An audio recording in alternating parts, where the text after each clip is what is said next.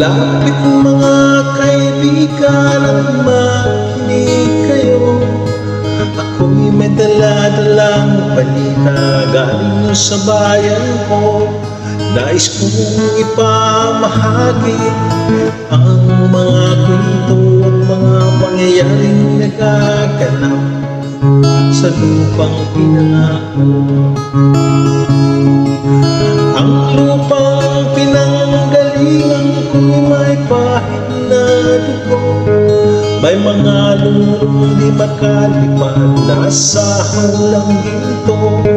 May mga punong walang dahon, mga pusong di makakibo sa mga pangyayaring nagaganap sa lupang pinangako.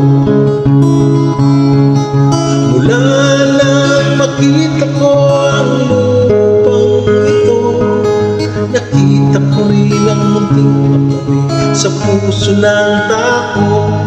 Hinatungan ng mga kapulukan hanggang sa lumago. Ngayon ang puso'y may tago sa lupang pinangako. Lapit mga kaibigan at makinig kayo. Ako'y may dala-dalang balita galing po sa bayan ko. Nais kong ipamahagi ang mga kwento at mga pangyayaring nagaganap sa lupang pinangako.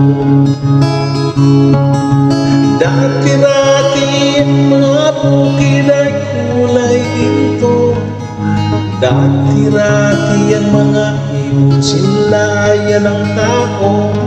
Dati-dati katahimikan ang musikang nagpapatulog sa mga batang walang puwang sa mundo. Ngayon ang lupang ipinangako ay nagsusumamo. Patakan man ang luha ang apoy sa kanyang puso. Dinggin niyo ang mga sigaw ng mga puso ng taong iyong damdamin, kabilang sa inyo. Noong mga kaigsunan magpaminaw ka mo, doon ako'y dadalang balita at sa banyan ko.